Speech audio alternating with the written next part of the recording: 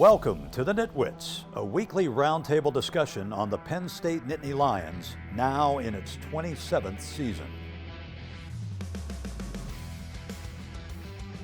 Our panel features a longtime Penn State media and NitWits tag team, Neil Rudell of the Altoona Mirror and Mark Brennan of Lions 24/7 with Fight on State.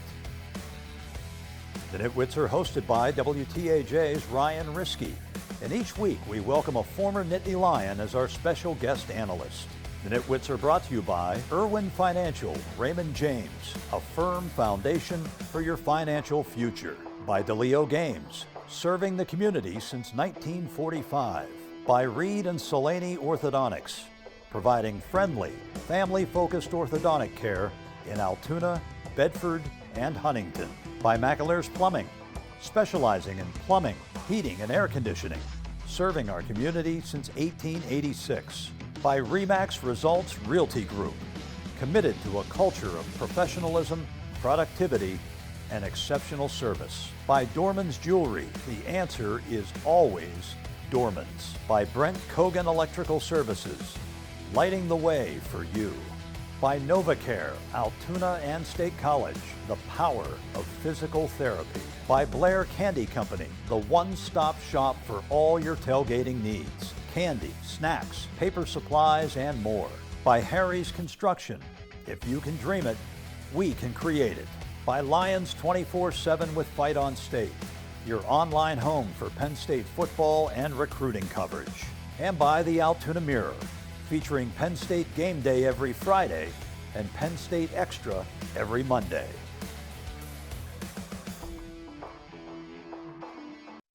In an unexpected turn of events, Penn State is heading to the Big Ten championship game to take on Oregon. The Nittany Lions took care of business against Maryland after Michigan shocked the world and defeated Ohio State for a fourth consecutive season. We break it all down. Nittany Nation Overtime is next. To it. The money is talking, I'm flowing, it's coming in just how I drew it. Yeah, you know what it is. Hey, we doing it big. Look up, there is no limit, no, we cannot settle for this. Yeah, can't stop, nah, won't stop. Yeah, it's been on live. You don't believe it, just watch.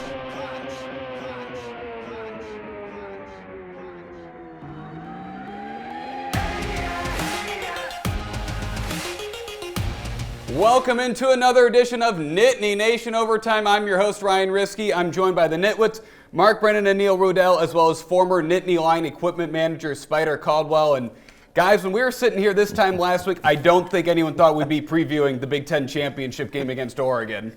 Yeah, how about it? Ryan Day sure didn't. Just the beauty of sports. You know, I mean, the unpredictability, you just don't know, and it's been happening in college football all year long, and with the backdrop of the playoffs, it's just so cool. And I know we've talked about it, it has taken too long to get here, but boy, is it fun now that it's here. All the different possibilities. I mean, here Penn State really playing with house money, was not expected to be there. They're an underdog. They've played in this game a few years ago, so you know they're familiar with that. I just think just wonderful possibilities. All I could say is thank God it was 31-7 at the half, because all you saw in the press box was media people on all their travel sites trying to figure out how to get to Indianapolis. None of us thought it was going to happen, and as Spider was saying, I mean, it was unbelievable, right? Who saw this coming? It was, and it pained me to root for Michigan on Saturday before our game. But I figured they were 5-6, so they're already demoralized for the year. So it was easier to root for them then. But now what an opportunity for our guys. It was so exciting. Like Neil said, to be able to, that's college football at its fine, the beauty of it. You know, as much as people get on Franklin about his 1-0 mantra, this is what it's all about. Mm-hmm. Seriously, I mean, that may sound like a cliche, but when they lose to Ohio State, all they had to do was take care of business. And to his credit, and to the coaching staff's credit, and to the players' credit, they stayed focused. All you have to do is look around college football to see what happens when you don't look at every single game like that. And, you know, we're looking now at James Franklin with 11 wins in 5 different seasons. And that hadn't happened at Penn State in the it was 22 years that it took to win that many. So I just think great job by the coaching staff after a tough loss to Ohio State. Great job by the players. Great job by everybody. Yeah, I mean, they're clearly a team that's on the rise and has improved in a lot of levels. And they're diverse. I mean, they can beat you in a lot of ways. Their defense is playing great. I mean, on offense, between Aller and Warren, and their running game and their offensive line has been functional. They found a kicker. They've found a lot of different ways. They've come back. They've been tough on the road. This team is going to be a difficult out for anybody. And I was going to say, kudos to Barker. I mean, think of, in a clutch game, I mean, we needed that 3 points there at the beginning. Yeah, to get we were off to that rough start for and to get that 49-yard field goal in those conditions. Because trust me, that ball is as hard as a rock in that conditions. And he's doing a heck of a job. And one thing, like the vibe in the stadium completely changed when that game went final. And it's just kind of like they really have a chance to get back to Indianapolis. They control their own destiny. I was in the concourse huddled with a huge group of fans who were watching on the mini monitors there. And I think they were having a hard time processing what was happening in that game when Michigan took the lead. Well, James even acknowledged, even though they said that, he preached Maryland in the pregame, didn't say anything, but he acknowledged that he thought their slow start may have been because they were jolted with a distraction. Singleton fumbled, and then Maryland scored on the first play. I mean, 2 plays, shock plays like that, so then they regrouped. I thought it was comical. Drew Aller's great with the media, but he said afterward that he didn't know what the Ohio State-Michigan result was before the game. And I'm like, Drew, come on. You have to be kidding me. But, having said that, seriously, it kind of goes back to what I was saying earlier, that they really were, outside of the slow start, and that's kind of been a pattern this year, but they were able to stay focused. And then when they put the hammer down, I mean, that was really it. And to be able to get so many of your young guys in the game in the second half and so many of your veterans off the field, knowing now these kids thought they were going to have Sunday, Monday, and Tuesday off. Now all of a sudden it's right back to the grind. And just look at the possibilities here with championship week. I mean, if Penn State can win this game, they potentially could be number 1. I mean, because, if Texas gets beat, and I know, and we'll keep an eye on Notre Dame, whatnot, but I mean, the possibilities are very real. If they win this game, I guess they would punch a ticket to the Rose Bowl. They would then buy their time off. So a lot of incentives. And again, that'd be the first time since 1999 they'd be ranked number 1. And I mean, that's a strong resume, knocking off the number 1 team in the nation while you're ranked number 4. So I think they'd have a good resume to, qualify for that number 1 spot should they beat Oregon. And I think it's funny too that you have basically 2 newbies. I mean, we're not really a newbie in the Big Ten, but technically we're not the traditional 10. And with Oregon being new as well, coming in and we're playing, in the Big Ten championship game. Well, our last time we played was 30 years ago. I can't believe it's been 30 years, guys. 30 years ago, and we just had our reunion this year for the '94 team. So I think it's just pretty ironic, and that we go back to the Rose Bowl if we win this game. Well, when we win this game, we're winning this game. There you go. And I think one thing that'll help Penn State is that I would assume it's going to be mostly Penn State fans. So it's going to be tougher for Oregon to travel, and I'm not sure how well their fans travel overall, especially cross country. Yeah, I think that's a fair point, because the only thing is they've been ticketed for this game a lot of the year, so their fans have had plenty of notice, whereas the Penn State fans, it's a little more spontaneous. But I agree with you, Ryan. They, with the playoff, they've been, a quarterfinal, a semifinal, and maybe a final if you're Oregon. So how much money and how, are you going to spend? Anyways, great talk right here. Penn State's done a lot of good things this year. One of the things that they've done is not get upset by the big teams. We're going to discuss that when we return on Nittany Nation Overtime. The Nitwits are being brought to you by Irwin Financial Raymond James, a firm foundation for your financial future. By DeLeo Games, serving the community since 1945.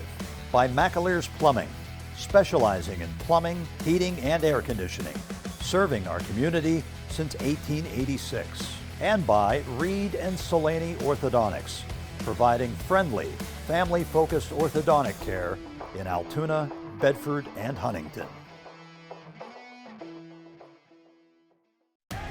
You're watching Nittany Nation Overtime.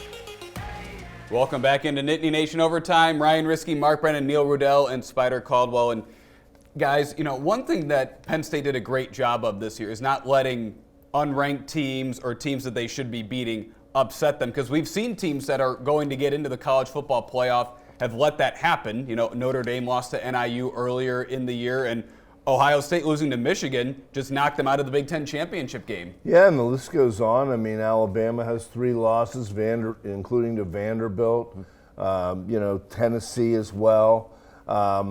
You could say a little bit some of the schedule. Penn State did not play Indiana, didn't play Michigan, hasn't played Oregon yet. And some of the Big Ten teams have had maybe a more difficult schedule. But I look at what Penn State has done on the road, and now the Minnesota game, with the fact that they went in and dominated Wisconsin, I think looks even better.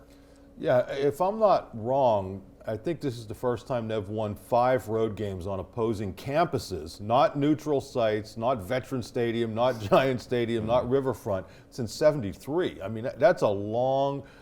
So that is not an easy thing to do. I don't care what these teams are doing, but there's a reason it hasn't happened in all those years, because it's very difficult to do. They've also found different ways to win.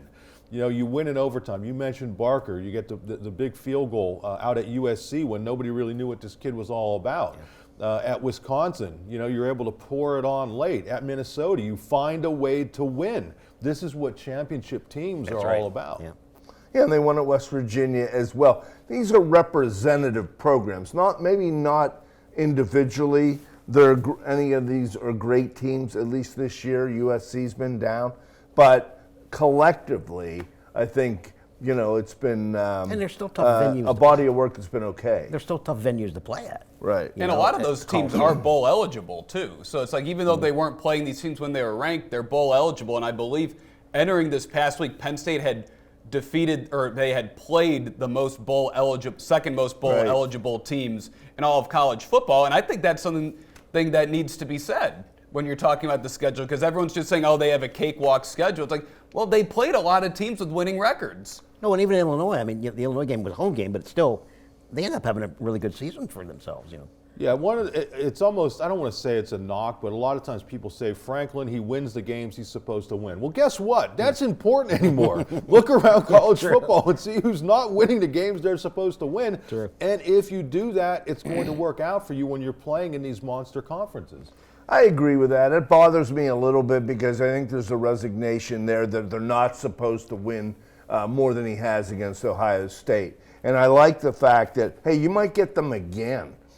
That's conceivable, and I think that's one of the neat parts of the playoff. But here's another opportunity. Had there not be a playoff this year, they'd be talking about, some good bowl game. But now you're going to have another big game opportunity, in the final and however long beyond that. And something we discussed last week is this could also be a good measuring stick to see what they learned from the Ohio State loss in a game that can't end your season. You're still playing another guaranteed game after this.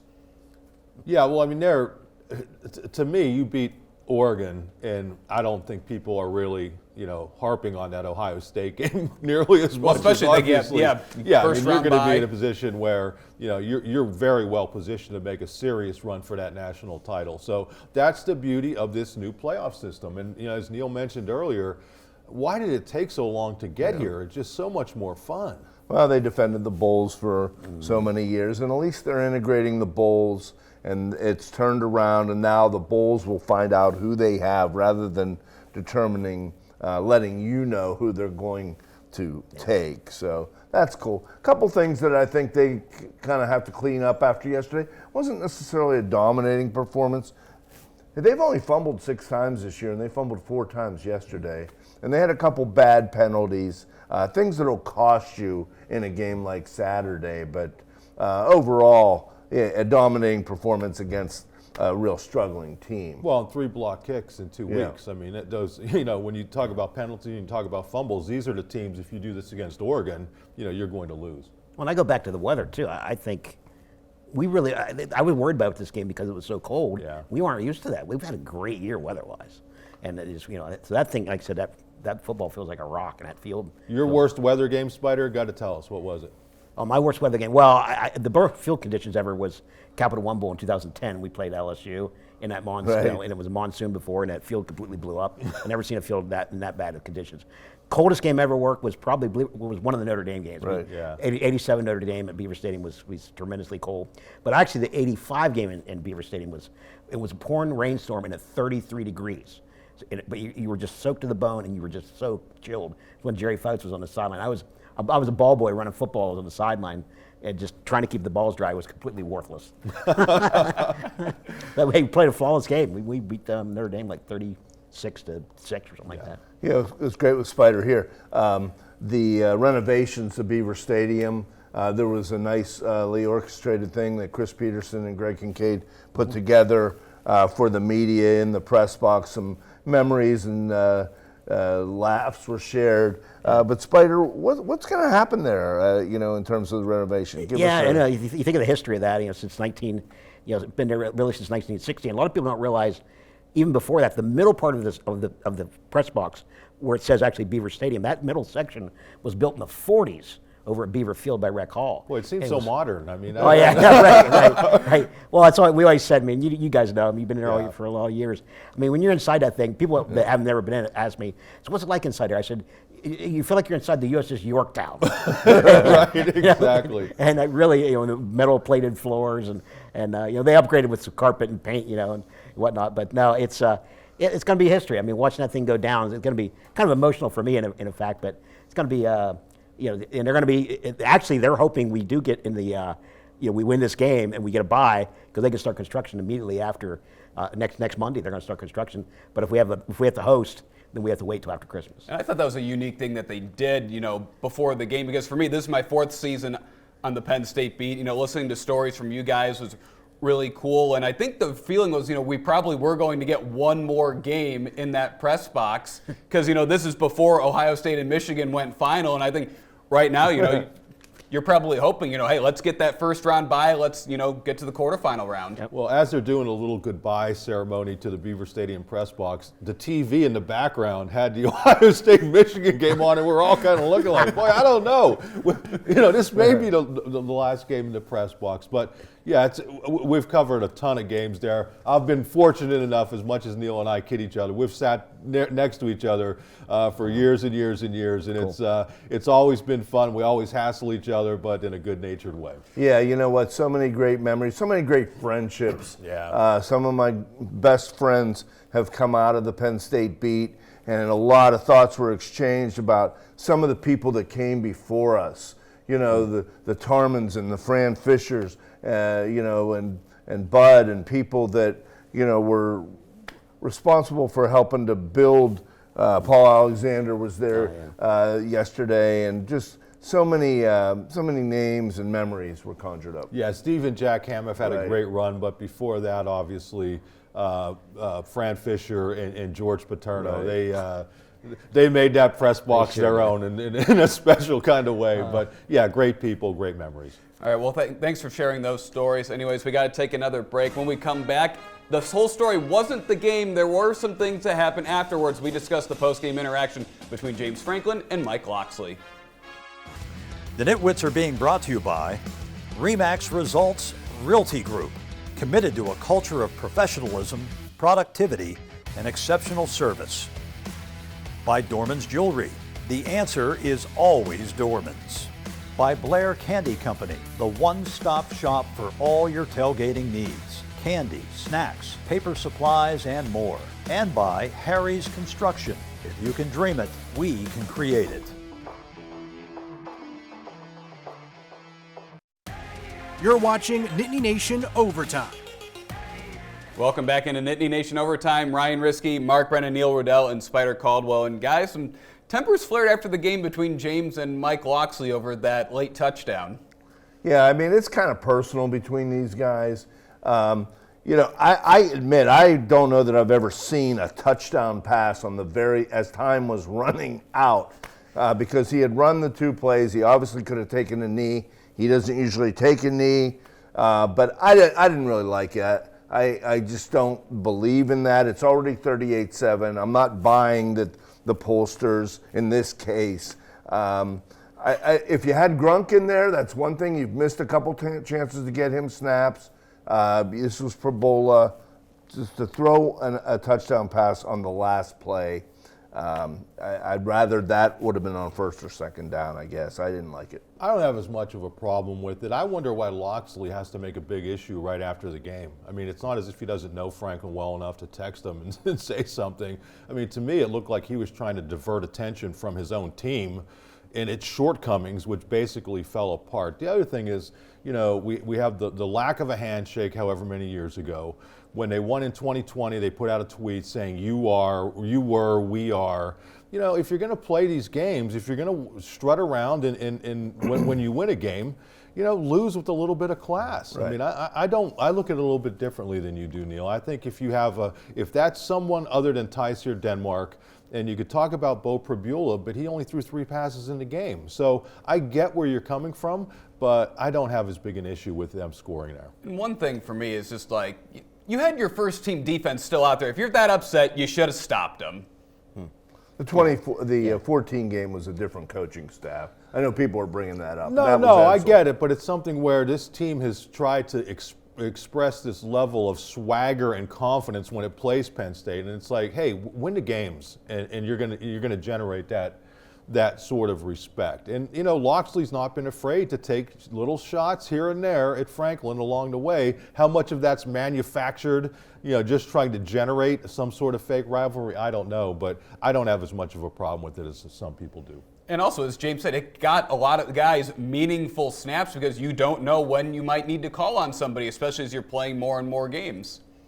Yeah, I mean, these guys were on the same staff at Maryland 20 years ago. So, I mean, there's been a rivalry that's been smoldering for years. And it falls into recruiting, too. I mean, the recruiting battle and stuff. But well, it hasn't been that much of a rivalry the last few years. I know, it's true. And there's no love lost there between our two schools. And I agree. I'm kind of torn, too, with that, but and what you know. Well, you have to be classy, Spider. Yeah. We're media people. We don't have to be. We can be. So I'm pleading the fifth. All right, guys. So we have one thing left. That's to crown our Nitwit of the Week. We'll be right back. Don't miss a minute of Nittany Nation Overtime. Now also on Apple and Spotify. The Nitwits are being brought to you by Brent Kogan Electrical Services, lighting the way for you. By NovaCare, Altoona and State College, the power of physical therapy. By Lions 24/7 with Fight on State, your online home for Penn State football and recruiting coverage. And by the Altoona Mirror, featuring Penn State Game Day every Friday and Penn State Extra every Monday.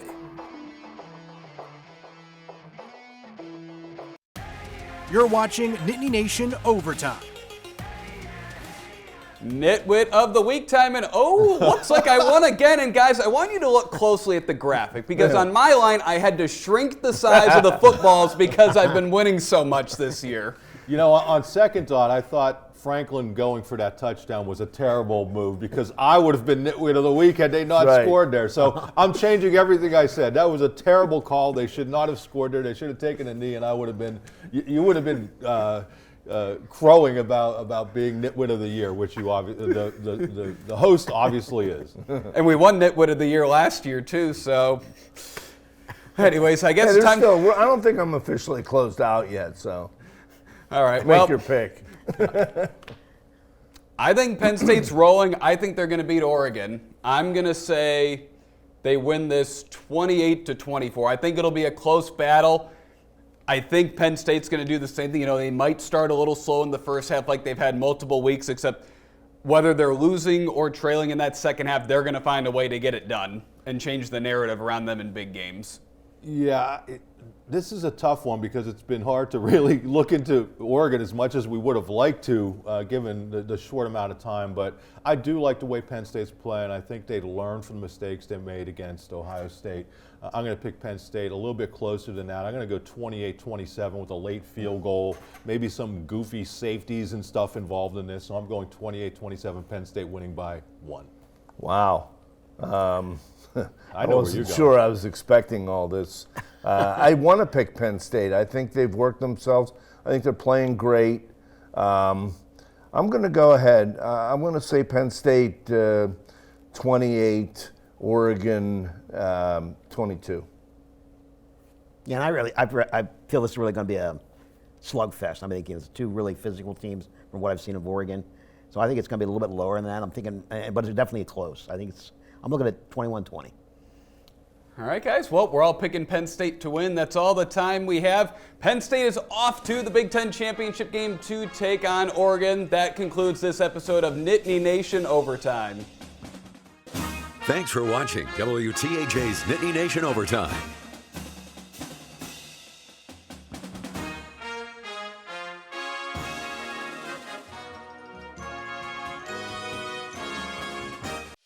The Nitwits have been brought to you by Irwin Financial, Raymond James, a firm foundation for your financial future. By DeLeo Games, serving the community since 1945.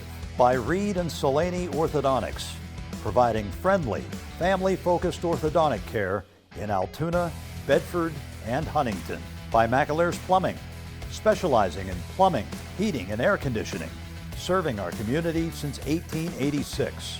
By RE/MAX Results Realty Group, committed to a culture of professionalism, productivity, and exceptional service. By Dorman's Jewelry, the answer is always Dorman's. By Brent Kogan Electrical Services, lighting the way for you.